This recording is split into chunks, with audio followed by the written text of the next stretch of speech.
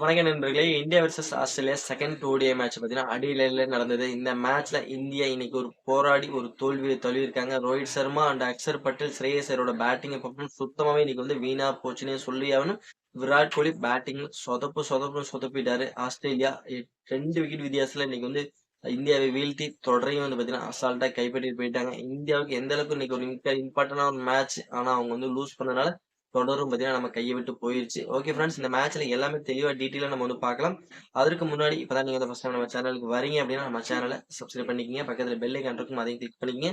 அப்பதான் நம்ம போடக்கூடிய வீடியோஸ் எல்லாமே பார்த்தீங்கன்னா, உங்களுக்கு நோட்டிபிகேஷன் வரும் நண்பர்களே. வாங்க தெளிவா வீடியோல பார்த்தரலாம்.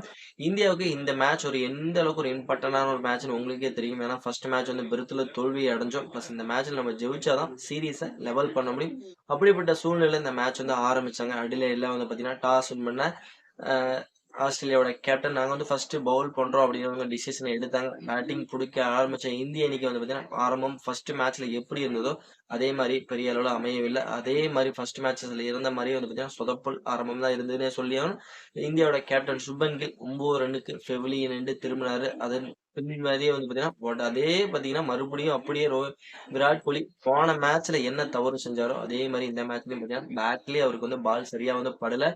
வந்தோடனே பார்த்தீங்கன்னா எல்பிடபிள்யூஐ கோல்டன் டக்காவே வெளில போனாரு. கண்டினியூவா 2 மேட்ச் கோல்டன் டக்காவே இருக்காரு. விராட் கோலியோட ஃபார்ம் ரொம்ப ரொம்ப கேவலமா இருந்திருக்கு. அதுக்கப்புறம் இந்தியா 17 ரன்னுக்குலாம் 2 விக்கெட் இழந்து தத்தளிச்சிட்டு இருக்கும்போது ரோஹித் சர்மா அண்ட் ஸ்ரேயஸ் ஐயர் ஒரு அருமையான ஒரு பார்ட்னர்ஷிப் பில்ட் பண்ணாங்க. இவங்களோட பார்ட்னர்ஷிப் நல்லா சூப்பரா போயிட்டு இருந்தது. 118 ரன் அடிச்சாங்க இவங்களோட பார்ட்னர்ஷிப்ல. இந்தியா நல்லா 30 ஓவருக்குலாம் பாத்தீங்கன்னா நல்ல ஸ்கோருங்கிறத அடிச்சிட்டு இருக்கும்போது ரோஹித் சர்மா 73 ரன்ல அவருடைய விக்கெட்டை இழந்தாரு. அதை தொடர்ந்து பின்னாடியே பாத்தீங்கன்னா ஆடம் ஜாம்பாவோட ஓவர்ல ஸ்ரேயஸ் ஐயரும் பாத்தீங்கன்னா அவரோட விக்கெட்டை இழந்தாரு. பின்னாடி அடுத்தடுத்து ராகுல் ஏதாவது சரியான பர்ஃபார்மன்ஸ் கொடுக்கும்போது அவரும் பாத்தீங்கன்னா ஆடம் ஜாம்பா ஓவர்ல போல்ட் ஆகி வெளில போயிருவாரு. அக்சர் பட்டேல் மட்டும் கடைசியில ஓரளவுக்கு தாக்கு பிடிச்சி விளையாண்டு 40 ரன் அடிச்சு இந்தியாவோட ஸ்கோரை கொஞ்சம் எடுத்துட்டு போகும்போது அவரோட விக்கெட்டும் இலக்க நேரிடுது. அதுக்கப்புறம் கடைசியில ஹர்ஷித் ராணா ஒரு ஸ்மால் கேம்பியோ ஆடுவாரு.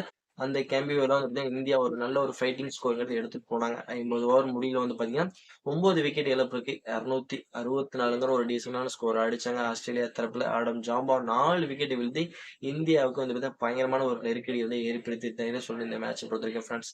ஓகே ஃப்ரெண்ட்ஸ், 265 ரன் அடிச்ச அந்த வெற்றி இலக்கோட ஆட ஆரம்பிச்சாங்க ஆஸ்திரேலியா அணி. இந்தியா ஒரு நல்ல ஒரு ஆரம்பம் சிறப்பா இருந்தது. இந்தியாவோட பவுலிங்கை பொறுத்த வரைக்கும் அவங்களோட கேப்டன் மார்ஸோட விக்கெட்டையும் டிராவல்ஸ் ஹெட்டோட விக்கெட்டையும் பார்த்தீங்கன்னா குயிக் செஷன்லயும் பார்த்தீங்கன்னா இந்தியா எடுத்து ஆரம்பிச்சாங்க. ஈஸியா பார்த்தீங்கன்னா இந்திய அணி அவங்கள ப்ரெஷர்ல போட்டாங்கன்னே சொல்லும். மேத்யூ ஷாட் அதுக்கப்புறம் பார்த்தீங்கன்னா அவருக்கு 2 கேட்சஸ்ங்கிற தவறு விடுவாங்க. அக்ஷர் பட்டேல் ஒரு கேட்ச் தவறு விடுவாரு. அதுக்கப்புறம் பாத்தீங்கன்னா நம்மளோட சிராஜ் 2 பேருமே பாத்தீங்கன்னா அக்ஷர் பட்டேலை பொறுத்த வரைக்கும் 23 ரன் இருக்கும் போதே பாத்தீங்கன்னா மேத்யூ ஷாட்டுங்கிறது ஒரு கேட்சை டிராப் பண்ணுவாங்க. சிராஜ் ஒரு கேட்சை டிராப் பண்ணுவாங்க. இந்த 2 கேட்ச் வாய்ப்பையுமே பயன்படுத்தினா மேத்யூ ஷாட் பாத்தீங்கன்னா ஒரு பெரிய இன்னிங்ஸ்ங்கிறது ஆஸ்திரேலியாவுக்கு கொடுத்திருந்தாருன்னு சொல்லி இந்த மேட்ச் 70 ரன்னுக்கு மேல ஸ்கோர் பண்ணியிருந்தாரு மேத்யூ ஷாட்டை பொறுத்த வரைக்கும். அவரு கூட பாத்தீங்கன்னா பக்கபலமா ஆஸ்திரேலியாவோட யங் பிளேயர் எல்லாமே பாத்தீங்கன்னா மிச்சில் ஓவனா இருக்கட்டும், பிளஸ் கான்வெலி இவங்க எல்லாம் ஒரு டீசென்டான ஒரு ஃபைட்டிங் ஸ்கோர் இன்னைக்கு அடிக்க ஆரம்பிச்சாங்க. இந்த ஸ்கோர் எல்லாம் பாத்தீங்கன்னா ஆஸ்திரேலியாவுக்கு வெற்றி வாய்ப்பை தேடி கொடுத்துருக்குன்னே சொல்லணும்.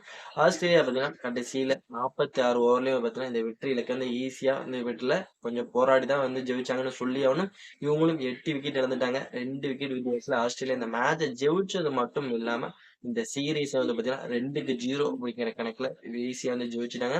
இந்தியா இந்த மேட்ச் போராடி ஒரு தோல்வியை தான் தழுவிருக்காங்கன்னு சொல்லி இந்தியா இந்த மேட்ச் தோத்ததுக்கான காரணம் என்ன அப்படின்னு மேத்யூ ஷாட்டுங்கிற ஒரு பிளேயருக்கு 2 கேட்ச் டிராப் பண்ணாங்க. ஃபீல்டிங்ல இன்னைக்கு ரொம்ப ரொம்ப ரொம்ப மோசமா இருந்தாங்கன்னு சொல்லி ஆகணும். பிளஸ் ரோஹித் சர்மா அண்ட் ஸ்ரேயஸ் ஐயர் அவங்களோட பார்ட்னர்ஸ்க்கு அப்புறம் அக்சர் பட்டேல் மட்டும்தான் ஒரு டீசென்டான ஸ்கோருங்கிறத பேட்டிங்ல அடிச்சாரு.